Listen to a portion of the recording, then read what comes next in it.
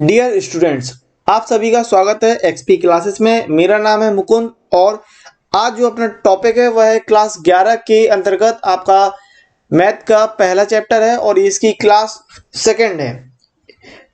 पहली क्लास में हम लोग सेट्स के बारे में थोड़ी जानकारी ले चुके हैं। अब आगे बढ़ते हैं, सेट के बारे में देखते हैं कि क्या आपको पढ़ना है। तो आपको पढ़ना है रिक्त समुच्चय, एम्प्टी सेट या इसी को हम नल सेट भी बोलते हैं। तो आपको समुच्चय ए दिया है। समुच्चय ए किस प्रकार से दिया है कि एक्स सच दैट एक्स किसी स्कूल की कक्षा 11 में अध्ययनरत एक विद्यार्थी है। कक्षा 11 में पढ़ने वाला एक विद्यार्थी, इसका मतलब क्या कि कक्षा 11 के विद्यार्थी कितने हैं? कोई ना कोई एक निश्चित संख्या होगी। तो कोई ना कोई जब एक निश्चित संख्या होगी तो यह एक परिमित समुच्चय कहलाएगा। हम उस स्कूल में जाकर कक्षा 11 में अध्ययनरत विद्यार्थियों को गिनकर उनकी संख्या ज्ञात कर सकते हैं। अतः समुच्चय ए में अवयवों की संख्या सीमित है। ठीक है। अब समुच्चय बी दिया है। तो समुच्चय बी क्या कह रहा है कि एक्स सच दैट एक्स वर्तमान में कक्षा 10 और 11 दोनों में अध्ययनरत विद्यार्थी हैं। अब समुच्चय बी इस प्रकार से कह रहा है कि एक विद्यार्थी ऐसा है या विद्यार्थी ऐसे हैं जो 10 और 11 कक्षा दोनों में पढ़ते हैं। तो यह संभव नहीं है कि विद्यार्थी कक्षा 10 और 11 दोनों में पढ़ता हो। तो इसका मतलब क्या कि जो समुच्चय बी है वो आपका रिक्त समुच्चय कहलाएगा। कैसा समुच्चय कहलाएगा? रिक्त समुच्चय कहलाएगा। एम्प्टी सेट कहेंगे या नल सेट कहेंगे इसको हम। ठीक है। तो हम देखते हैं कि विद्यार्थी एक साथ दोनों कक्षाओं 10 और 11 में अध्ययन नहीं कर सकता है। अतः समुच्चय बी में कोई भी अवयव नहीं है। तो इसकी परिभाषा क्या बनी? परिभाषा के हिसाब से एक समुच्चय जिसमें एक भी अवयव नहीं होता है रिक्त समुच्चय या शून्य समुच्चय कहलाता है। जिसमें एक भी अवयव नहीं होगा उसे हम रिक्त समुच्चय कहेंगे। इस परिभाषा के अनुसार बी एक रिक्त समुच्चय है जबकि ए एक रिक्त समुच्चय नहीं है। जो रिक्त समुच्चय नहीं होगा उसे हम अरिक्त समुच्चय भी बोलते हैं। उसे हम अरिक्त समुच्चय भी बोलते हैं जो रिक्त समुच्चय नहीं होगा। रिक्त समुच्चय को प्रतीक फाई, ये फाई अथवा मझले कोष्ठक में कुछ भी नहीं लिख के मझले कोष्ठक को खाली छोड़ के प्रदर्शित करते हैं। ये फाई या मझले कोष्ठक को खाली छोड़कर लिखते हैं। अब यहां पर एक चीज ध्यान देने वाली है, इस बात को आप याद रखिएगा क्योंकि इसमें सबसे ज्यादा कंफ्यूजन होता है। फाई अकेला सिंगल लिखेंगे आप, अगर इस प्रकार से लिख देते हैं तो ये रिक्त समुच्चय नहीं कहलाएगा। इस बात को याद रखिएगा, फाई सिंगल लिखा जाएगा। इसके अलावा अगर आप इस प्रकार से लिख देते हैं कि ब्रैकेट के अंदर ब्रैकेट, तो ये भी रिक्त समुच्चय नहीं है। यहां पर ध्यान दीजिएगा कि ये आपका रिक्त समुच्चय नहीं है, ये आपका रिक्त समुच्चय नहीं है। अब रिक्त समुच्चय के हम कुछ उदाहरण देख लेते हैं कि रिक्त समुच्चय के कुछ उदाहरण किस प्रकार से होंगे। तो देखिए समुच्चय ए दिया है, कह रहा है कि जो x है वो एक प्राकृतिक संख्या है और किस प्रकार से है कि 1 less than x less than 2। यहां समझिएगा कि 1 less than x less than 2 मतलब x का जो मान है वो 1 और 2 के बीच में हो। x का मान 1 और 2 के बीच में हो, लेकिन x कैसी संख्या है? एक प्राकृतिक संख्या है और प्राकृतिक संख्या में 1 और 2 के बीच में कोई संख्या नहीं रहेगी। समझ रहे मेरी बात? प्राकृतिक संख्या कैसी होती है? 1 2 3 4 इस प्रकार से। और प्राकृतिक संख्या में 1 और 2 के बीच में कोई संख्या नहीं होगी, यानी कोई संख्या नहीं होगी तो एक ऐसा समुच्चय है, एक रिक्त समुच्चय है। आगे अगर बात करें देखेंगे समुच्चय बी में कह रहा है कि x such that x square minus 2 बराबर 0 जहां x एक परिमेय संख्या है। तो अब इस सवाल में देखेंगे कि एक्स स्क्वायर माइनस 2 बराबर 0 दिया है। इसको हल करते हैं। एक्स स्क्वायर माइनस 2 बराबर 0 यानी एक्स स्क्वायर बराबर 2। तो यहां से हम कह रहे हैं कि x बराबर √2। लेकिन x एक परिमेय संख्या है और √2 अपरिमेय संख्या होती है। इसका मतलब क्या कि b एक रिक्त समुच्चय है। आगे अगर हम बात करें समुच्चय सी में तो यहां आप देख रहे हैं कि x सच दैट x संख्या 2 से अधिक एक समअभाज्य संख्या। और आपको यह याद रखना है कि जब हम अभाज्य संख्या की बात करते हैं तो अभाज्य संख्या स्टार्ट होती है 2 से, और 2 3 5 7 11 मैंने पहली क्लास में आपको अभाज्य संख्या के बारे में बताया था। 2 एकमात्र समअभाज्य संख्या है, इसको आपको याद रखना है। 2 इकलौती ओनली इवन प्राइम नंबर है। ठीक है, तो सी आपको कह रहा है दो से अधिक होती नहीं है, इसका मतलब सी एक रिक्त समुच्चय है, क्योंकि केवल संख्या दो ही समभाज संख्या है। इसको आपको याद रखना है। समुच्चय डी कह रहा है कि x such that x square बराबर 4, x विषम है। तो क्या x विषम होगा? देखते हैं, x स्क्वायर बराबर 4, तो x बराबर क्या हुआ? √4। इसका मतलब क्या कि ±2, लेकिन ±2 विषम नहीं होती है, सम होती है। इसका मतलब क्या कि D जो है वो रिक्त समुच्चय है, क्योंकि किसी भी विषम मान से संतुष्ट नहीं होता है। आई होप मेरी बात क्लियर रही होगी। तो जैसा कि आपको पता है कि आपकी कक्षा 11 की जो क्लास है वो 3 बजे लगती है, तो आपको इसको ध्यान रखना है। इसके अलावा यदि आपने अभी तक चैनल को सब्सक्राइब नहीं किया तो चैनल को सब्सक्राइब कर लीजिए, वीडियो को लाइक कर लीजिए, लगे हाथ तो शेयर भी कर दीजिए और इंस्टाग्राम पर मुझे फॉलो कर लीजिए। चलिए आगे अगर बात करें परिमित और अपरिमित समुच्चय की, यानी परिमित अपरिमित समुच्चय, फाइनाइट एंड इनफाइनाइट सेट्स। तो जैसा कि नाम में ही है परिमित अपरिमित, परिमित का मतलब क्या? जिसके अवयव निश्चित हों, सीमित हों, वो परिमित समुच्चय। अपरिमित समुच्चय कैसा? जिसके अवयव सीमित ना रहेंगे, जिनकी गिनती नहीं की जा सकती, उसे हम अपरिमित समुच्चय कहेंगे। तो देखिए, समुच्चय ए दिया है 1 2 3 4 5, बी दिया है आपको B C D E G, C दिया है इस समय विश्व के विभिन्न भागों में रहने वाले पुरुष। तो ये A B C, ये तीनों जो समुच्चय आपको दे रखे हैं, ये तीनों ही परिमित समुच्चय हैं। विश्व में रहने वाले अगर पुरुषों की बात करें तो वो भी संख्या बहुत बड़ी होगी, लेकिन उसे भी कहीं ना कहीं गिन सकते हैं। इसका मतलब क्या कि आपका जो सी दिया वो भी परिमित समुच्चय में आएगा, इस बात को ध्यान रखना। अरे भाई, जब हम पूरे विश्व की जनसंख्या 700 करोड़ यानी 7 अरब गिन सकते हैं, तो उसमें रहने वाले पुरुषों को तो गिन ही सकते हैं। ठीक है, तो इस प्रकार से आपको ध्यान रखना है। अब यहाँ ए में 5 अवयव हैं जो निश्चित हैं, बी में 6 अवयव हैं, सी में कितने अवयव हैं? जैसा कि स्पष्ट है कि सी के अवयवों की संख्या हमें ज्ञात नहीं है, किंतु यह एक प्राकृतिक संख्या है जो बहुत बड़ी हो सकती है। संख्या बड़ी हो सकती है लेकिन उसे गिन सकते हैं। ठीक है, तो एस एक अरिक्त परिमित समुच्चय होता है, यानी उसमें कोई ना कोई संख्या है और वो परिमित समुच्चय है। ठीक है, तो इस प्रकार से आपको ध्यान रखना है। प्राकृतिक संख्या के समुच्चय n पर विचार करें, हम देखते हैं कि इस समुच्चय की अवयवों की संख्या सीमित नहीं है। प्राकृतिक संख्या जो होगी वो सीमित थोड़ी होगी। ठीक है, प्राकृतिक संख्या सीमित नहीं है, क्योंकि प्राकृतिक संख्याओं की संख्या असीमित होती है, इसलिए हम इसे अपरिमित समुच्चय कहते हैं। ठीक है, इस बात को आपको ध्यान रखना है। तो परिभाषा कैसी कि एक समुच्चय जो रिक्त है अथवा जिसके अवयवों की संख्या निश्चित होती है। तो यहां आपको ध्यान रखना है कि रिक्त समुच्चय भी परिमित समुच्चय कहलाएगा। ठीक है ना, तो एक समुच्चय जो रिक्त है अथवा जिसके अवयवों की संख्या निश्चित होती है परिमित समुच्चय कहलाता है, अन्यथा समुच्चय अपरिमित समुच्चय कहलाता है। इस बात को ध्यान रखना है, या तो वो परिमित होगा या अपरिमित होगा। परिमित कब होगा? जब उसमें या तो रिक्त हो या उसमें अवयवों की संख्या सीमित हो। अगर अवयवों की संख्या सीमित नहीं है, जिन्हें हम गिन नहीं सकते हैं, तो वो अपरिमित हो जाएगा। अब कुछ उदाहरण पर विचार कर लेते हैं। W सप्ताह के दिनों की समुच्चय है, तो 7 दिन होते हैं, तो ये एक परिमित समुच्चय है। मान लीजिए S समीकरण x² - 16 = 0 का हलों का समुच्चय है। अब x² - 16 = 0, इसमें जो हल होंगे वो निश्चित होंगे।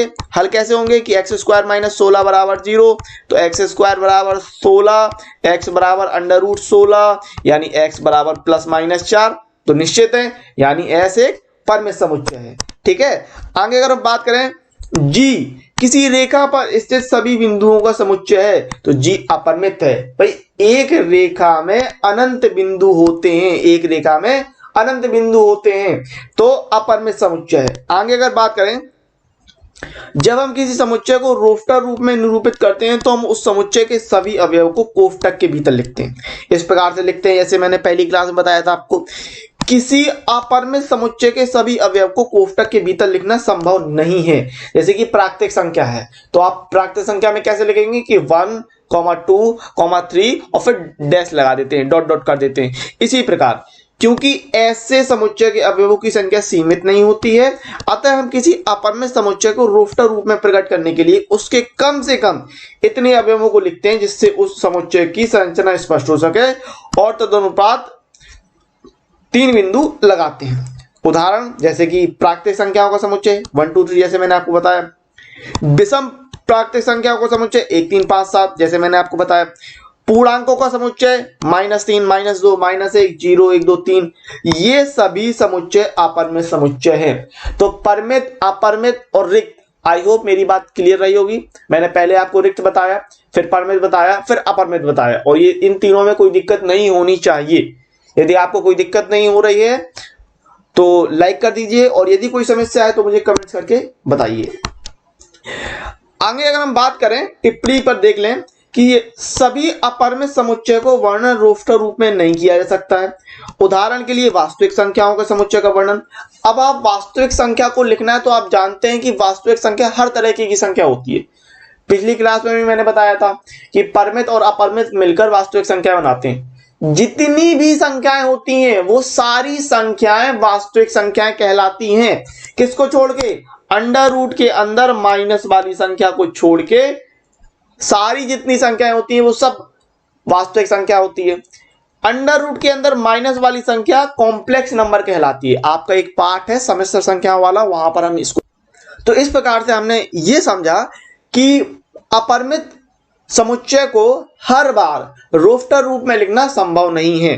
अपरिमित समुच्चय को रोस्टर रूप में लिखना संभव नहीं है क्योंकि इस समुच्चय के अवयवों का कोई विशेष पैटर्न नहीं होता है। अब चलिए प्रश्न की तरफ बढ़ते हैं। उदाहरण नंबर 6 आपको दिया है, बतलाइए कि निम्नलिखित समुच्चय में कौन परिमित है और कौन अपरिमित है। तो सीधे सीधे क्वेश्चन है, इसमें कोई ज्यादा आपको दिक्कत नहीं और हल करने की जरूरत नहीं है कि आप कहो कि ये आपको एक सवाल दिया है तो इसको आप हल करिए, इसकी कोई खास जरूरत नहीं है। आपको ये देखना है कि x किसके लिए कह रहा है। यहां पर आप देखेंगे x बिलोंग्स टू n है, कैपिटल n, तो इसका मतलब क्या है कि प्राकृतिक संख्याओं को बता रहा। अब प्राकृतिक संख्याओं को बता रहा तो आप यहां पर देखेंगे कि x का मान यहां से निकालेंगे तो 1 निकलेगा पॉजिटिव का, और यहां से निकालेंगे तो 2 निकलेगा पॉजिटिव का। तो इसका मतलब क्या कि एक परिमित समुच्चय है, परिमित समुच्चय है। आगे अगर हम बात करें तो यहां पर आप देख रहे हैं कि x बिलोंग्स टू n है, कैपिटल N, यानी प्राकृतिक संख्या को बता रहा, और x स्क्वायर बराबर 4 है। तो यहां अगर हम x स्क्वायर बराबर 4 लेते हैं तो इसका मतलब क्या है कि x बराबर अंडर रूट 4, इसका मतलब क्या है कि x बराबर 2। याद रखिएगा प्राकृतिक संख्या के बारे में बात कर रहे हैं इसलिए -2 नहीं लेंगे, माइनस की संख्या प्राकृतिक संख्याओं में नहीं आती है। तो यहां पर हमने प्लस का 2 लिया, इसका मतलब क्या कि निश्चित संख्या है, सीमित संख्या है, तो ये भी है आपका परिमित समुच्चय है।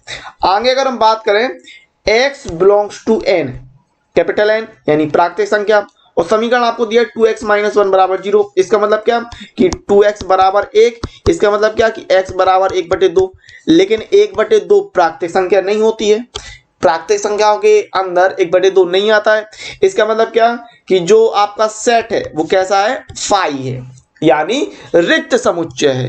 रिक्त समुच्चय तो है लेकिन आपसे पूछा था परिमित है कि अपरिमित, और मैंने आपको शुरुआत में परिमित अपरिमित की परिभाषा में बताया था कि जो रिक्त होगा वो भी परिमित होगा, जो रिक्त समुच्चय होगा वो भी परिमित समुच्चय होगा। इसका मतलब क्या कि ये भी आपका परिमित समुच्चय है, फाइनाइट सेट है। आगे अगर बात करें x बिलोंग्स टू n, यानी कैपिटल N है, प्राकृतिक संख्या को बता रहा। x एक अभाज्य संख्या है, और अभाज्य संख्याएं तो बहुत सारी होती हैं, अनंत होती हैं, इनको गिनना संभव नहीं है, ठीक है। तो जब इनको गिनना संभव नहीं है तो ये कैसा हो जाएगा, अपरिमित समुच्चय, बिल्कुल सीधी सीधी बात है, अपरिमित समुच्चय। आगे अगर बात करें कि x बिलोंग्स टू n दिया है, कैपिटल N प्राकृतिक संख्या, x विषम है। अब विषम संख्याएं तो बहुत सारी होती हैं, इसको भी गिनना संभव नहीं है, तो ये भी अपरिमित समुच्चय हो जाएगा। आई होप मेरी बात क्लियर रही होगी। यदि किसी भी प्रकार की दिक्कत है तो इंस्टाग्राम पर आप मुझे डीएम करें या कमेंट्स करके बताएं, साथ ही मुझे ये बताएं कि आपको क्लास कैसी लग रही है। चलिए आगे अगर बात करें समान समुच्चय की, इक्वल सेट्स, तो इक्वल, अब जैसे नाम में ही समान समुच्चय, यानी दो समुच्चय में अवयवों की संख्या अगर समान है तो उसे हम समान समुच्चय कह देंगे, अन्यथा असमान समुच्चय कहेंगे। क्लियर है मेरी बात? तो देख लेते हैं, दो दिए गए समुच्चयों a और b में यदि a का प्रत्येक अवयव b का भी अवयव है तथा b का प्रत्येक अवयव a का भी अवयव है तो समुच्चय a और b समान कहलाते हैं। स्पष्टतया दोनों समुच्चयों में तथातः समान अवयव होते हैं। तो कहने का मतलब जो मैंने शुरू में बताया, समान समुच्चय कैसा होगा, जिनमें ऐसे दो समुच्चय जिनमें अवयवों की संख्या समान हो तो उसे हम समान समुच्चय कहते हैं। दो समुच्चय ए और बी समान कहलाते हैं यदि उनमें समान अवयव हो, और हम लिखते हैं ए बराबर बी। अन्यथा समुच्चय असमान कहलाते हैं, उसे हम लिखते हैं ए बराबर नहीं है बी। ठीक है, आइए हम निम्नलिखित उदाहरणों पर विचार करते हैं। अब कुछ उदाहरण देख लेते हैं। अब ए दिया है 1 2 3 4 और बी दिया है आपको 3 1 4 2, तो ये ए बराबर बी है। पहली क्लास में मैंने आपको बताया था कि समुच्चय में जरूरी नहीं है कि जो क्रम हो वो एक जैसा हो। आप 1 2 3 4 लिख सकते हैं या 3 1 4 2 लिख सकते हैं, दोनों ही एक ही बात को रिप्रेजेंट कर रहा है, एक ही बात को बता रहे हैं। ठीक है, आगे देखते हैं कि मान लीजिए कि 6 से कम अभाज्य संख्याएं, मान लीजिए कि 6 से कम अभाज्य संख्याएं, तो 6 से कम अभाज्य संख्या कौन सी होती है? 6 अब अभाज्य संख्या मैंने पिछली क्लास में बताया था, अभाज्य संख्या कौन सी? 2 3 5। ठीक है, 2 3 5।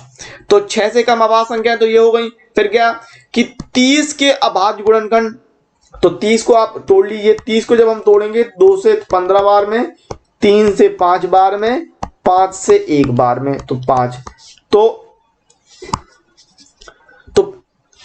ये हो गया आपका 30 के अभाज्य गुणनखंड कितने हो गए? 2 3 5, 2 3 5। स्पष्ट है कि समुच्चय ए, ये ए लिखा है, स्पष्ट है कि समुच्चय ए और पी समान है क्योंकि केवल 2 3 5 ही संख्या 30 के अभाज्य गुणनखंड है और 6 से भी कम है, तो ए और पी दोनों समान है। आई होप मेरी बात क्लियर रही होगी। चलिए आगे बात कर लेते हैं। यदि किसी समुच्चय के एक या एक से अधिक अवयवों की पुनरावृत्ति होती है तो समुच्चय बदलता नहीं है। उदाहरण के लिए समुच्चय ए 1 2 3, बी दिया आपको 2 2 1 3 3 समान है। और मैंने पिछली क्लास में भी बताया था आपको कि समुच्चय में कोई भी अंक रिपीट नहीं करते हैं, तो बी का मान यहां पर 2 2 1 3 3 कहें या सिर्फ 2 1 3 बोल दें, एक ही बात है। इसका मतलब क्या कि ए का प्रत्येक अवयव बी में है, इसका विलोम भी सत्य है। इसी कारण हम प्रायः किसी समुच्चय का वर्णन करते समय उसके अवयवों की पुनरावृत्ति नहीं करते। यहां पर इसका मतलब क्या है कि ए बराबर बी है। आई होप मेरी बात क्लियर रही होगी। चलिए आगे बढ़ते हैं, अब सवाल को देख लेते हैं। आपको सवाल दिया है उदाहरण नंबर 7 कि समान समुच्चयों के युग्म छांटिए, यदि ऐसा कोई युग्म है और कारण भी बतलाइए। आपको ये बताना है। तो अब जरा ये देख लेते हैं कि आपको क्या क्या दिया, ए दिया, बी दिया, सी दिया, डी दिया, ई दिया। तो जरा ध्यान से देखेंगे। अब जरा ए के बारे में देखिए, ए क्या दिया आपको? ए दिया है 0। बी कितना दिया है? बी दिया है आपको, अब जरा बी को ध्यान समझना, बहुत ही ध्यान से, यहां पर बड़ा मजा आने वाला है, इस बात को देखना। क्या कह रहा है कि x का मान 15 से बड़ा है। भाई इसका जिसकी तरफ मुंह खुला होता है वो बड़ा होता है, तो x का मान 15 से बड़ा है और x का मान 5 से छोटा है। मेरे शब्दों को आपने सुना, x का मान 15 से बड़ा और 5 से छोटा, क्या कोई संख्या हो सकती है? जरा जोड़ दीजिए दिमाग पे।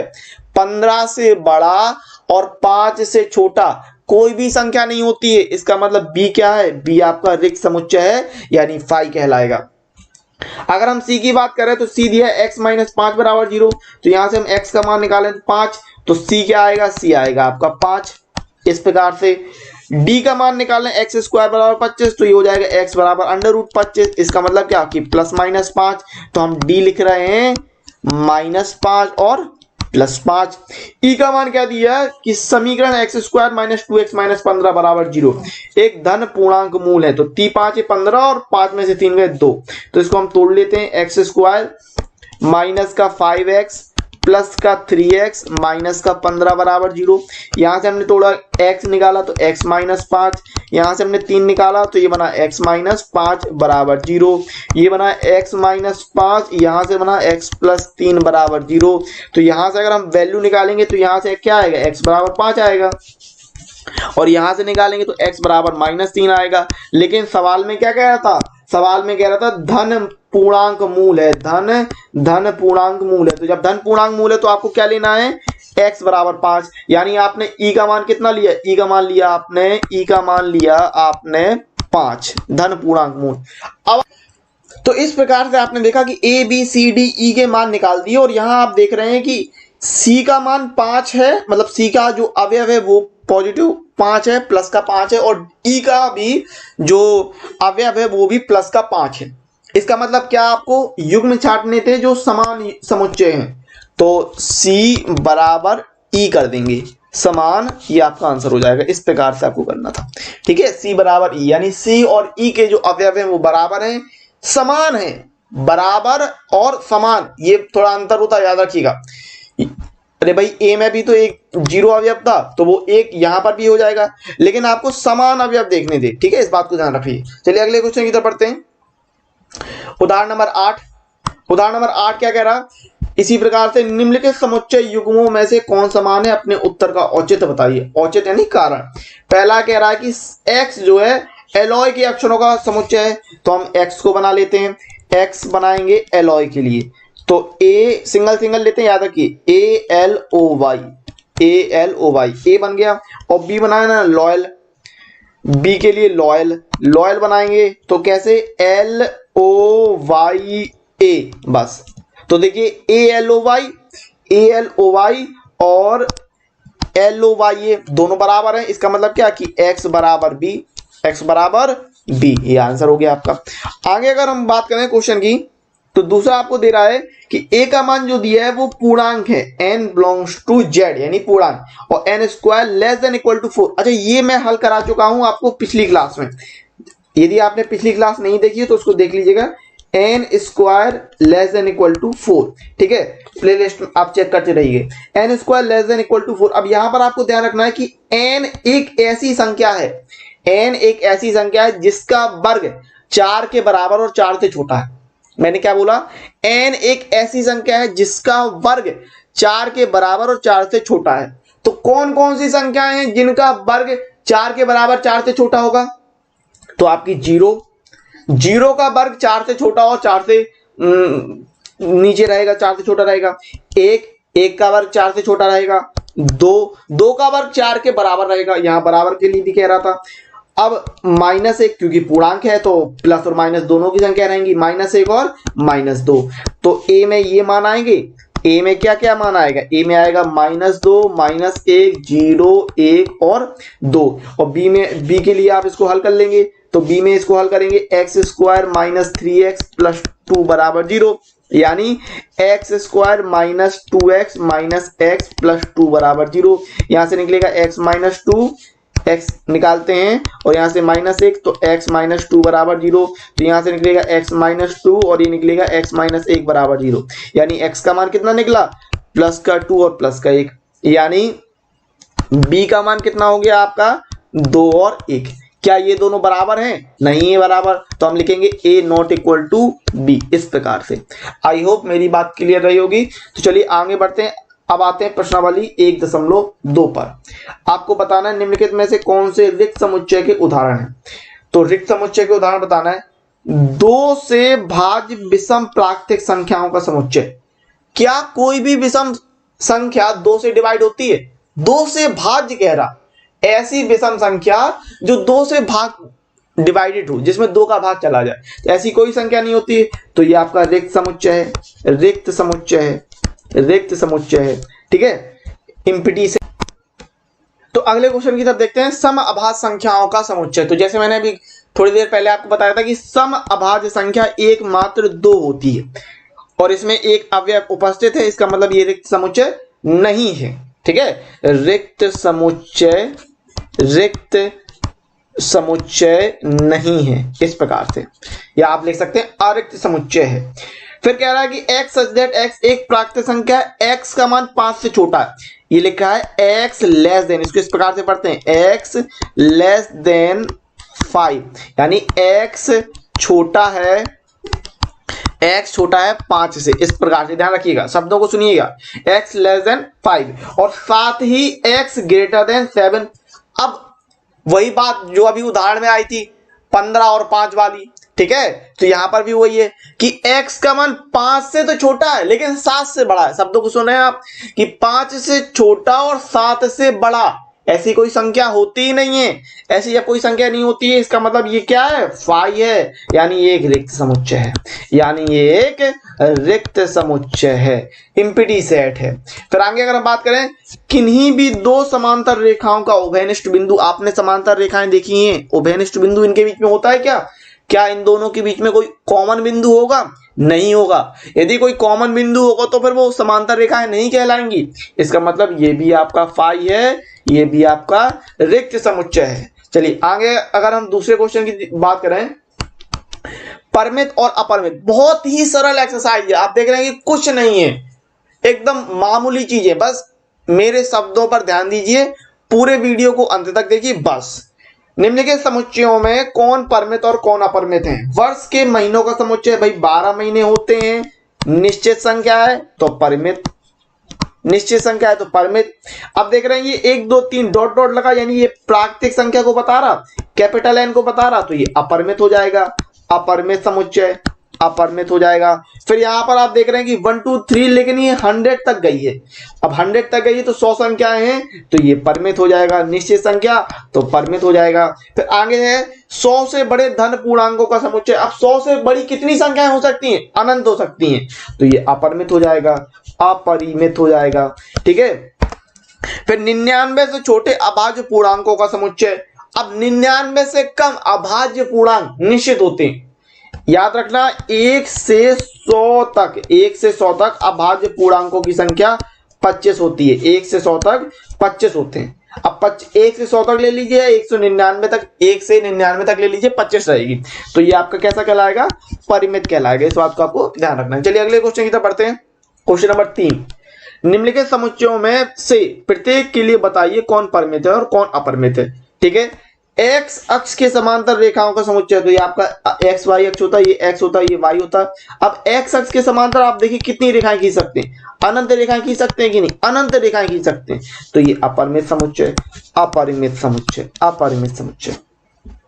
अंग्रेजी वर्णमाला के अक्षरों का समुच्चय भाई 26 होते हैं, यानी परिमित समुच्चय। बस कुछ नहीं है, परिमित। उन संख्याओं का समुच्चय जो 5 की गुणज हैं।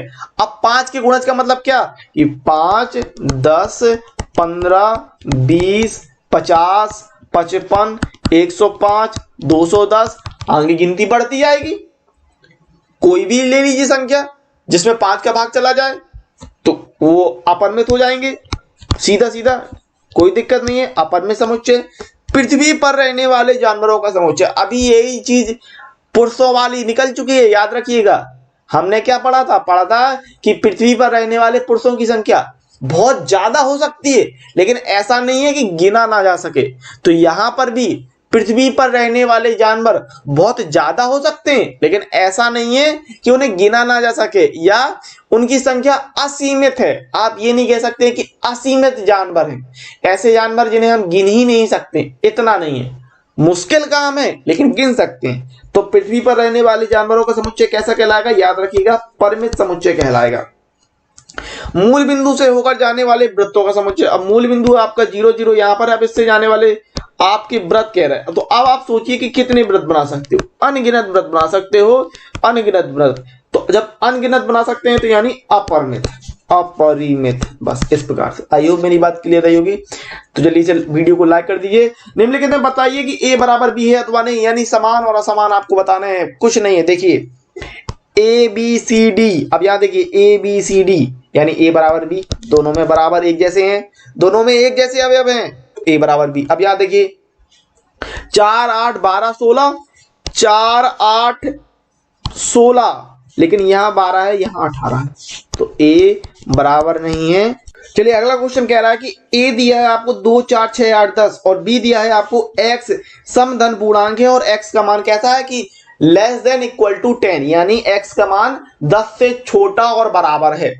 एक्स का मान 10 से छोटा है, बराबर है, और किस प्रकार से है? समधन पूर्णांक, यानी सम संख्या है। तो बी क्या है? बी आपकी 2 4 6 8 और 10 है, 10 के बराबर और 10 से छोटी सम संख्या। तो ए और बी बराबर है, यानी ए बराबर बी, समान है। आगे अगर हम बात करें कि 10 का एक गुणज है, तो 10 के गुणज क्या होंगे? 10 के गुणज होंगे 10 20 30 डॉट डॉट डॉट, आगे बढ़ते आएंगे। यहां पर बी में क्या दिया है? 15 भी दिया है, 25 भी दिया है। तो 15 25 ये तो 10 के गुणज कहलाएंगे नहीं। जब 10 के गुणज नहीं कहलाएंगे, इसका मतलब ए बराबर नहीं है बी के। इस प्रकार से बहुत ही आसान है, कुछ नहीं है एक्सरसाइज में, आप देख रहे हैं। चलिए 5वें क्वेश्चन की तरफ बात करते हैं कि क्या निम्नलिखित समुच्चय युग्म समान है, कारण सहित बतलाइए। तो चलिए देख लीजिए, ए का मान दिया है 2 3 और बी का मान दिया आपको समीकरण x square plus 5x plus 6 को हल। तो जरा हम इसको हल कर लेते हैं। इसको हल करते हैं, x square plus 5x plus 6 बराबर 0। इसको हल करेंगे, एक्स स्क्वायर आपको पता है 3 दूनी 6 और 3 दो 5, तो ये 2x प्लस 3x प्लस 6 बराबर 0। तो यहां से x निकालेंगे तो ये x प्लस 2, यहां से 3 निकालेंगे तो ये x प्लस 2 बराबर 0। तो ये x प्लस 2 और ये कहलाएगा x प्लस 3 बराबर 0। यानी x का मान कितना निकलेगा, यहां से निकलेगा -2 और यहां से निकलेगा x बराबर -3। x बराबर -3। तो यहां पर x का मान -2 हो गया और x का मान -3 हो गया। तो यहां से b का मान कितना निकला, b का जो मान निकला, b का मान निकला -2 -3। इसका मतलब क्या, इसका मतलब a not equal to b, a और b बराबर नहीं है। अब देखिए a जो दिया है FOLLOW फॉलो, यानी a क्या बनेगा, a बनेगा FOLW ये बनेगा। और b क्या बनेगा, b वुल्फ दिया है तो b बनेगा आपका WOLF। अब यहां देखिए a और b में अवयव जो है वो समान है, इसका मतलब a बराबर b। इस प्रकार से आई होप मेरी बात क्लियर रही होगी। तो चलिए अगले क्वेश्चन की तरफ बढ़ते हैं। आपका ये क्वेश्चन दिया है कि नीचे दिए गए समुच्चयों में से समान समुच्चयों का चयन कीजिए। अब आपको समान समुच्चय बताना है, कुछ नहीं है, बहुत ही आसान है। ये आपका लास्ट क्वेश्चन है, ठीक है। तो ए दिया आपको 2 4 8 12, बी दिया 1 2 3 4, सी दिया 4 8 12 14, डी दिया 3 1 4 2, ठीक है। और ई दिया -1 1, एफ दिया 0 a, जी दिया 1 -1, एस दिया 0 और 1, ठीक है। तो आपको स्पष्ट तौर पे देख रहा है, यहां पर देखिए ध्यान देंगे कि बी का मान कितना दिया 1 2 3 4, डी का मान कितना दिया, देखिए 1 2 3 4, यानी बी बराबर डी, बी बराबर डी हो गया, बी बराबर डी हो गया। अब जरा ई और जी को देख लीजिए, ई दिया -1 और 1 और जी दिया 1 -1, यानी ई बराबर जी हो गया, ई बराबर जी हो गया। अच्छा ए और सी नहीं हो सकते हैं, क्यों, क्योंकि यहां देखिए 2 दिया, यहां 2 नहीं दिया, ठीक है। यहां 14 दिया, यहां 14 नहीं दिया। इस प्रकार से तो बस ये 2 युग्म होंगे जो आपस में बराबर होंगे। आई होप मेरी बात क्लियर रही होगी, कोई दिक्कत नहीं है। तो चलिए वीडियो को लाइक कर दीजिए, शेयर कर दीजिए। यदि चैनल को अभी तक सब्सक्राइब नहीं किया तो चैनल को सब्सक्राइब कर दीजिए। अगर अभी तक आपने मुझे इंस्टाग्राम पर फॉलो नहीं किया तो इंस्टाग्राम पर फॉलो कर दीजिए। चलिए मिलते हैं अगली क्लास में 3 बजे, तब तक के लिए नमस्कार, जय हिंद, जय भारत, वंदे मातरम, हर हर महादेव।